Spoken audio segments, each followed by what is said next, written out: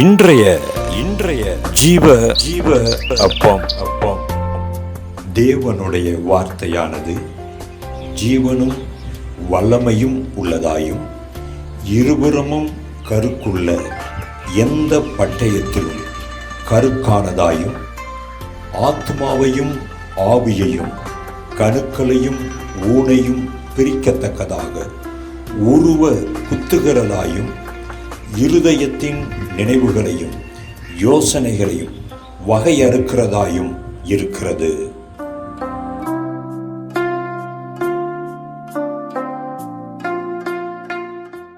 நம்முடைய இரட்சகரும் மீட்பருமாயிருக்கிற இயேசு கிறிஸ்துவின் நாமத்தினால் நான் உங்களை வாழ்த்துகிறேன், ஆசீர்வதிக்கிறேன்.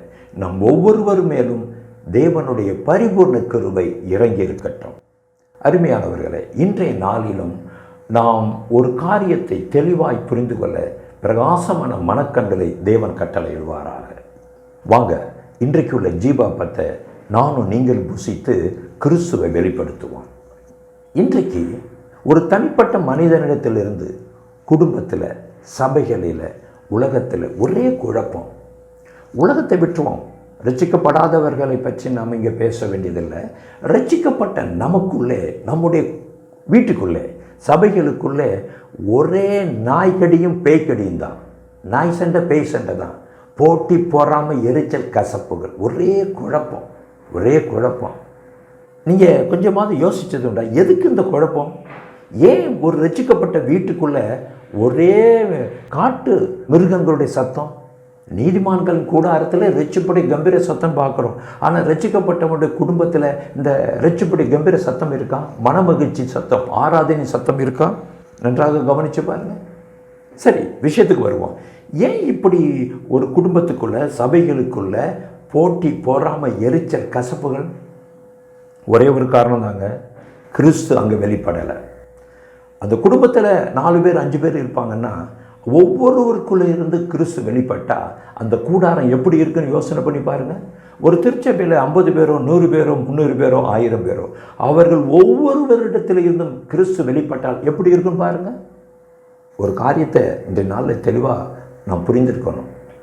இன்றைக்கு கிறிஸ்தவ சமுதாயம் சீரழிந்து போவதற்கு காரணம் என்ன அப்படின்னா, இந்த கிறிஸ்துவை உருவாக்குகிற வசனத்தை வாஞ்சியோடு கூட வாசித்து தியானித்து அதற்கு முன்பாக நிறுத்தி தன்னை சுத்திகரித்து கொள்ளாததுனால தான் இவ்வளவு பிரச்சனை.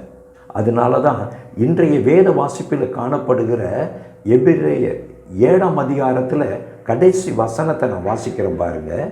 நியாயப்பிரமாணமானது பலவீனமுள்ள மனுஷர்களை பிரதான ஆசிரியர் ஏற்படுத்துகிறது.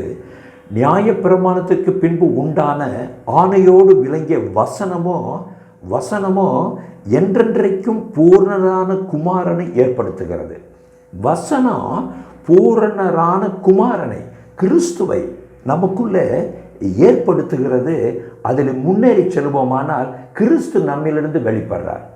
அந்த தெசலோனிக்கே பட்டணத்தை பார்க்கலும் பெரிய பட்டணத்தால் நற்குணசாலிகளாக இருந்தார்களாம். அதனால பெரிய கல்விமான்கள், ஞானவான்கள்லாம் கிறிஸ்துவுக்குள்ளே வந்துட்டாங்க. வசனம் என்ன செஞ்சிச்சு? அந்த பட்டணத்தாரை மாற்றியது. எப்படி மாற்றியது? நற்குணசாலிகளாய் மாற்றியது. இன்னும் சொல்ல போனால் அவர்களிடத்தில் கிறிஸ்து வெளிப்பட்டார் என நாம் சொல்லலாம். பவுல் சொல்றார்ல, உங்களிடத்தில் கிறிஸ்து வெளிப்படுகிற அளவுக்கு நான் கர்ப்ப வேதனைப்படுறேன்னு. நாம் ஒன்றும் கற்ப வேதனைப்பட வேண்டியதில்லை. இன்றைக்கு வசனத்தின் முன்பாக நிறுத்தி ஆராய்ந்து பார்த்து நம்மை சுத்திகரித்துக் கொள்வோமானால் கிறிஸ்து என்னிலிருந்து வெளிப்படும் பொழுது அங்கே ஒரு பெரிய சமாதானம் உண்டாகும். அங்கே சூழ்நிலைகள் மாறாமல் இருக்கலாம். கிறிஸ்து வெளிப்படுகிற இடத்திலே பாதகமான சூழ்நிலைகளும் சாதகமாக மாறும் என வானத்தையும் பூமியும் உண்டாக்கின தேவனுடைய நாமத்தை நான் திட்டமாய் சொல்லுகிறேன், திடமாய் சொல்லுகிறேன். இப்போ கவனிங்க, நாம் வசனத்தை சரியாக உட்கொள்ளலை. சில நேரங்களில் நாம் வசனத்தை வாசிக்கிறவர்களாக இருக்கிறோம், புசிக்கிறவர்களாக இல்லை. எசேக்கியேல் 2-3 அதிகாரங்கள், வெளிப்படுத்தின விசேஷம் 10ஆம் அதிகாரம், இதெல்லாம் எடுத்து வாசிச்சு பாருங்கள். அங்கே புசிங்கன்னு சொல்லப்படுது. புசிங்கன்னா என்னது? சோறு திங்கும்போது, பிரியாணி திங்கும்போது எவ்வளோ வாஞ்சையாக இருக்கிறோமோ அந்தளவு வாஞ்சோடு இந்த வசனம் எனக்கு என்ன சொல்லுது? எனக்கு ஊரானுக்கு அல்ல, அவனுக்கு அல்ல, அவனுக்கு அல்ல, அந்த சபைக்கு அல்ல, அந்த ஊழியக்காரனுக்கு அல்ல. இந்த வேத பகுதி எனக்கு என்ன சொல்லுதுன்னு என்றைக்கு நாம் திறக்கிறோமோ அன்றைக்கு தாங்க கிறிஸ்தவனாக வாழ முடியும்.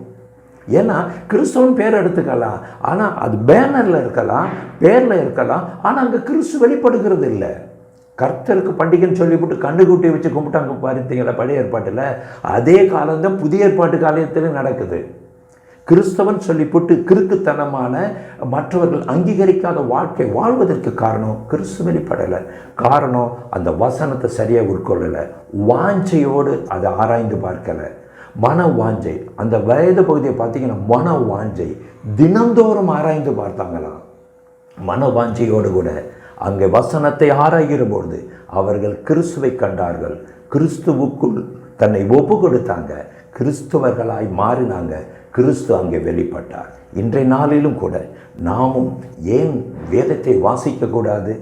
திரும்பவும் சொல்கிறேன், ஊரானுக்காக அல்ல, பிரசங்கத்திற்காக அல்ல, எனக்கு இந்த வேத பகுதி என்ன சொல்லுது, இன்றைக்கு இந்த வசனம் எனக்கு என்ன சொல்லுது, இன்றைக்கு இந்த வேத வசனம் எனக்கு எதை கண்டித்து உணர்த்துது, இந்த வேத வசனம் இன்றைக்கு எதை செய்ய சொல்லுது, எதை செய்யக்கூடாதுன்னு சொல்லுதுன்னு வாஞ்சையோடு ஏன் வேதத்தை நான் வாசிக்கக்கூடாது?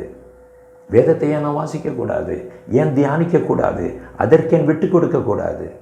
அருமையான தேவஜனமே, இன்றைக்கு நானும் நீங்கள் ஒரு தீர்மானம் எடுக்கணும்.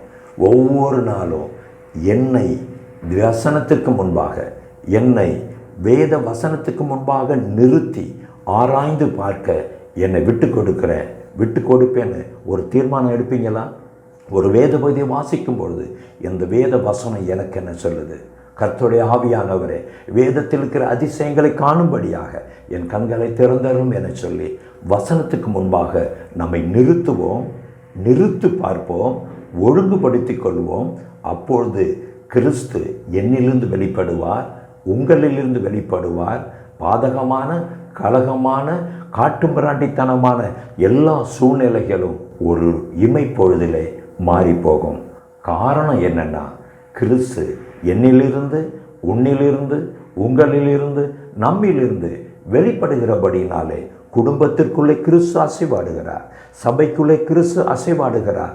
இதன் நிமித்தமாக நம் தேசங்களிலே கிறிஸ்து வெளியரங்கமாவார்.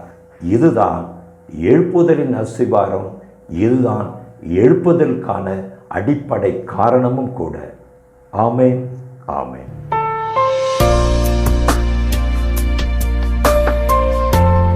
சங்கீதம் 1:1 நிறைவேற்றாமல் சங்கீதம் 1:2 செய்யவே முடியாது.